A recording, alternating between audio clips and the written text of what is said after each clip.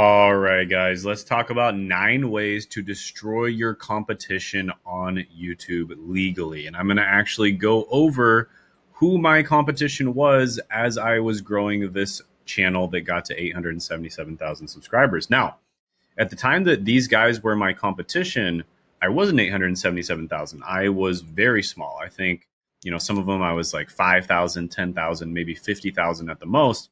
And I left all of them in the dust. Now I have made over $1 million in YouTube AdSense. Here's a, pretty typical month, making like, multiple six figures per month. So let's talk about how I did it. And let's talk about who they were. So these were the three guys that were my competition. Nick, I'm not sure why he was my competition. I actually ended up kind of talking with him a few times, and he's actually a really cool guy. But this is what he's at now. He's at like 36K subs. But back in the day, we were both about the same size, and I just chose him as competition for some reason. He actually turned out to be a really cool guy, so I actually like him a lot. With that being said, I did leave him in the dust. Income over outcome. This guy, I think he commented on my channel at some point. He also kind of like copied a lot of my videos and stuff. So he had some like not exactly friendly comments on my channel. So that was not a good look for him. And so he made it onto my competition list, and I wanted to absolutely dominate him. And now he's sitting at 77K subs. And at the time, I think I was like 30K and he was, around 20K or something like that. And then Jake Voorhees, when I first was competing with him, I think I was about 30K subs, and I think he was like 60K subs. And I just absolutely destroyed him. And he's a guy who emailed me a few times, kind of, we were in kind of the same niche, competing for the same, views and stuff like that. And he emailed me, and at first he was like really friendly, wanted to do a collaboration, but then he got really weird and started talking about how, he wanted to make like a Jake Paul style drama between the two of us or something. And he just got really weird, and he started making weird videos, kind of calling me out and stuff. So I didn't really like him either. So he was also my competition. And again, all these guys were around my size or sometimes even bigger than me in the case of Jake Voorhees. And I just left all of them in the dust. I mean, I have more subscribers than all of them combined now. I think all three of them are also, at least they were at the time, working normal 9-to-5 jobs. I was also working a normal 9-to-5 job at the time. I was working as a pharmacist. So you can see I was not very happy here from the look on my face. Here's a picture of me at a pharmacist, and here's another picture of me as a pharmacist. Not super happy going to my pharmacist job, especially during the pandemic. Was not having a good time, and I absolutely wanted to escape pharmacy, but the YouTube channel wasn't making enough, and my business in general wasn't making enough for me to quit my job. And so we're going to talk about the things I did so that my YouTube channel could make enough for me to quit my job. And you're going to see how I got to this point where not only am I making a ton of money, up here, multiple six figures per month, but I'm also living my dream lifestyle. So I literally destroyed these guys and I left them in the dust without even having to work that hard. Right? Like, I'm living my dream lifestyle. I'm traveling the world. I only have to work 4 hours per week on my channel to maintain it. So here's a picture of me in the Philippines. Here's like a nice picture I took myself. Here's a picture of me in Japan. And I think this one is in Indonesia or something like that. Yeah. So, and yeah, a lot of the time I get to work like that. I get to work, just hanging out at a cafe, just hanging out while I'm traveling the world. And yeah, it's literally like my dream lifestyle. So how in the world that I pass these guys up, become number one in my niche, absolutely dominate my niche, all while only having to work 4 hours per week? Well, systems. I created systems in my business, and let's talk about those things. And plus, certain core principles allowed me to do this. So first thing, ignore shorts. A lot of people focus on shorts. Some people swear by them. There are few examples of people who've been able to make a ton of money from shorts, but for the most part, shorts do not make you money. And I think for the most part, they are a bit of a waste of time. Okay. Now, this might change in the future. If it changes, I will absolutely tell you guys. So make sure you're subscribed, because I'm going to give you guys the honest updates on this stuff. Now, YouTube has been promising that shorts are going to actually transfer into long form views, but it is exceptionally difficult to do that. Most people who grow with shorts, they might even get 1 million subscribers. They are dead broke. They are making like zero money. I'm telling you right now. I know this because I work with a lot of these people. They're dead broke and they're not making hardly any money. Okay. So what should you do instead? Focus on creating longer videos instead of shorts. I know that shorts are easier to make. If you use my systems, long videos are super easy to make. I recorded 18 videos in one day the other day. That is 1.5 months worth of content if I'm uploading 3 times per week. 1.5 months worth of content in one day. That means in a week, I could record a year's worth of content. Okay. I think maybe like 8 days or something. I could record a year's worth of content. So focus on creating longer videos, use the systems that I talk about in this channel, and you are going to be able to create them. And they're just significantly better. People do not buy from shorts 99% of the time. People buy all the time from long form videos. Also, people watch long form videos a lot longer. And when they watch them, they're usually having the expectation of education. That's the one thing that the YouTube platform has going for it that no other platform has going for it. When people go on YouTube, they have an expectation of education. When people go on any other platform, they're on there to get entertained. And so when you create long form video that's educational, people literally come to the platform for that, right? And it's unique. It's unique to the platform. So don't waste the opportunity, right? Don't waste it. And long form content is what YouTube is built for, and it's much more likely to bring you clients. And I've done extensive testing on this, and I know this. There's nobody that I know that I've worked with that is making a ton of money from short form. And most people who do short form absolutely regret it because it's very difficult to transfer those short form viewers into long form viewers. Also, forget about everything but YouTube. So only focus on long form on YouTube, and forget about everything but YouTube. This is another mistake that I see people making all the time. Other channels, is the reason why I left them in the dust, is because they were focusing all of their attention on like every different platform. So here's how your attention works. Let's just say you have 10 units of attention, just to make it very simple. Okay, 10 units of attention. That means if you put all of your 10 units into one platform, this is what it's going to look like, right? So that's 10. If you put your attention into 10 different platforms, it's going to look like this. Okay. I don't know. Is that 10? Yeah, that's probably 10. Okay. So you're going to be going nowhere, right? You're just going to stay in the same exact spot because your attention is way too divided to all these different platforms. Whereas if you put your attention into just simply one platform, you're going to go far, right? It's just that simple. So concentrate all of your efforts on growing your YouTube channel. Once you get your YouTube channel really big, you can actually use the channel and then send people to the other platforms. And it's going to be way easier to grow on those other platforms when you have all these people going to the platforms, right? So do not spread yourself too thin by trying to grow on multiple platforms at once. Just do YouTube, and more specifically, do long form on YouTube. All right? Trust me on this. Another thing is understand your audience's psychology. So know what your viewers care about beyond just the demographics, because everyone knows their demographics. Like, oh, I serve, 35 and under white males or whatever. Okay, everyone knows their demographics. Tailor your content to their deeper desires, right? Their emotions and values to connect on a personal level. Now, how do you do that? Well, it's called psychographics.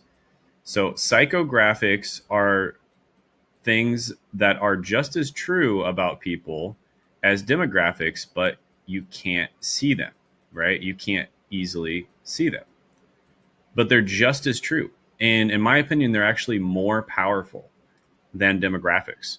Um, you know, like a lot of people, for instance, are very anti-establishment. I'm personally very anti-establishment. I don't like the education system. I think it's basically a scam for the most part, and a lot of people feel the same way. I'm not saying all college degrees are terrible. Some of them are fine, but I just think it's, especially in the U.S., it's just a bit of a scam, right? There's just better alternatives out there, and a lot of other people agree with that. And that's something that you'll see in my content quite often. Now, Iman Gadzhi is a good example of this. Like being anti-establishment. He does it in a different way, but he's a really good example of this. Now, why is he a good example of this? Well, because he talks about watches, right? He talks about watches. He talks about here. Let me just type this out. This will be easier. Talks about cars. He talks about monk mode. Okay, like getting stuff done with monk mode. Let's see. Let's move this over here. Um, he talks about dopamine detox. Dopamine detox. He talks about helping out his mom, right? Helping out his mom. That's something that a lot of people really care about. They want to take care of their parents.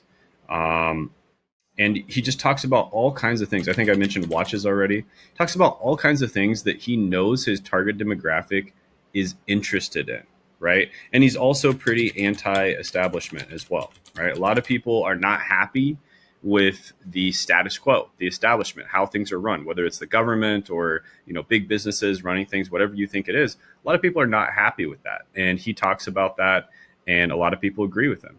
And he talks about all these other things because he understands his audience psychographics on a very, very deep level. And this is what you need to understand as well. So understand your audience's psychology. Now, how do you do this?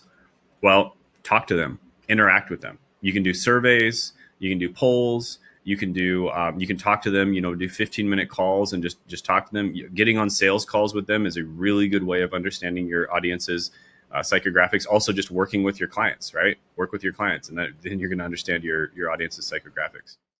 Another huge thing, guys, build an email list.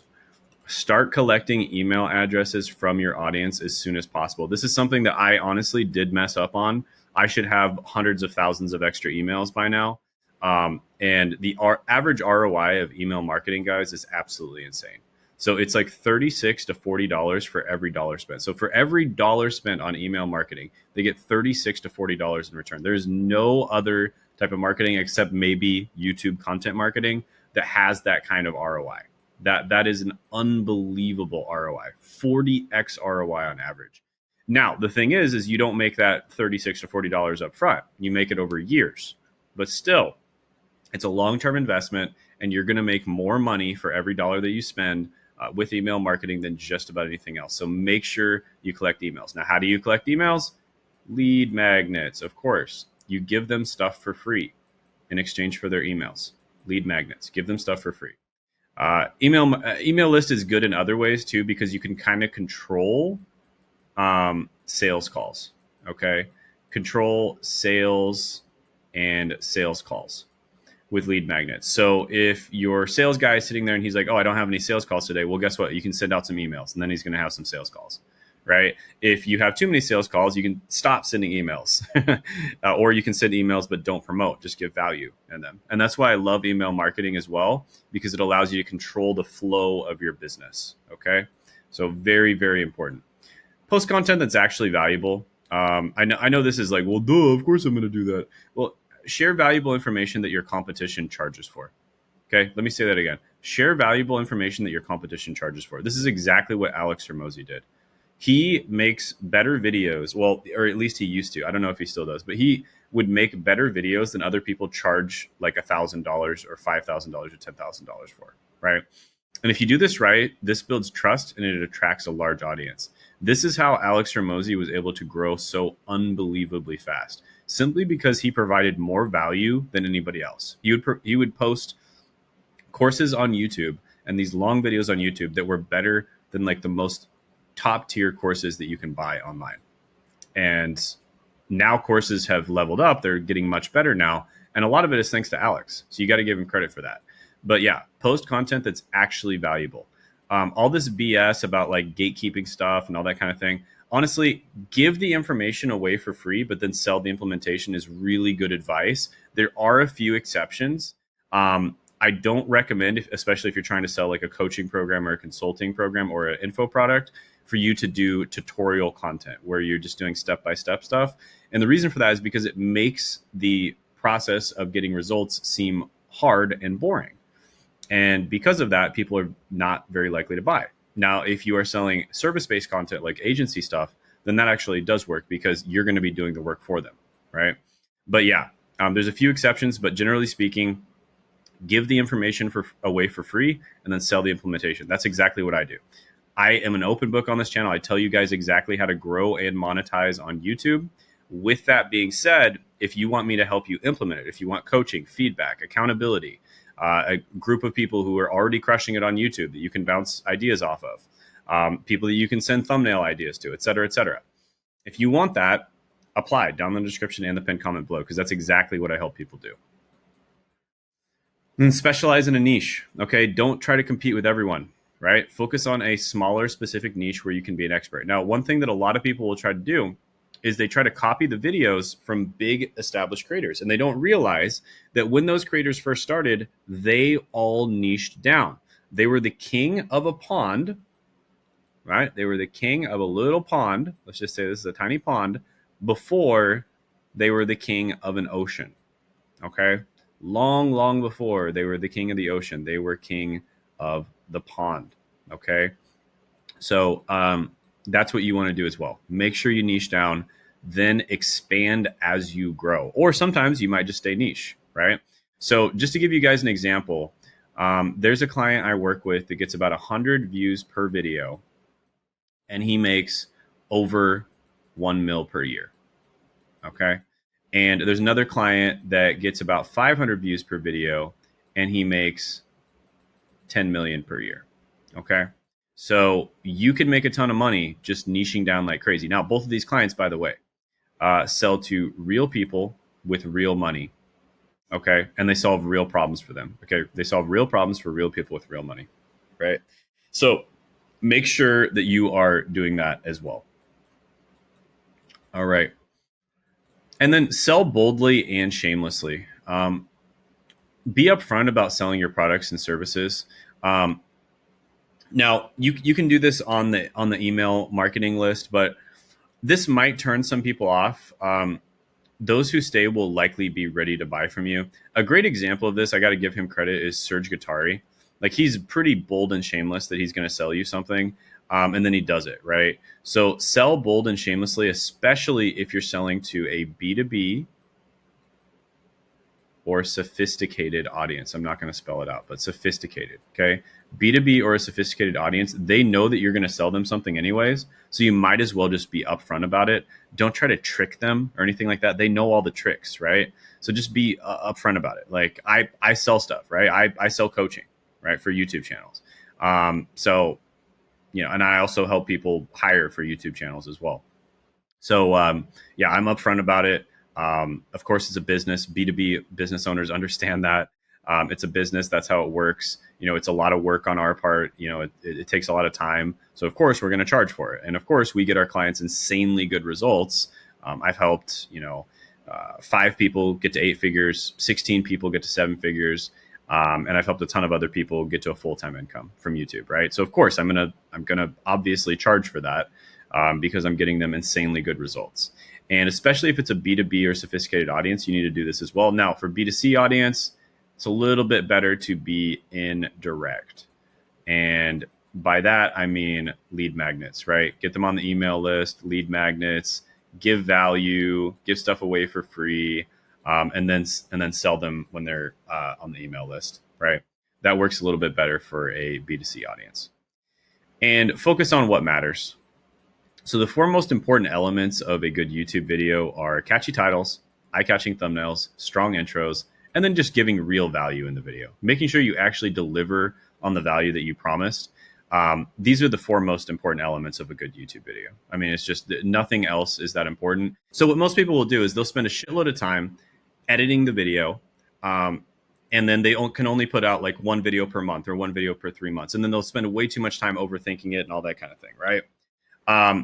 Instead of doing that, just consistently upload and focus on the stuff that actually matters. Because it doesn't matter how good you are at YouTube, you are probably not going to get a banger with your first video, your second video, your third video, your fourth video, your fifth. It's going to take 30 to 100 videos likely before you get one that takes off, no matter how good you are at YouTube. I want you to be focusing on uploading 3 times per week. That's what I recommend. And minimum once per week. I'm talking bare minimum. And again, watch my other videos because I made 18 videos in one day.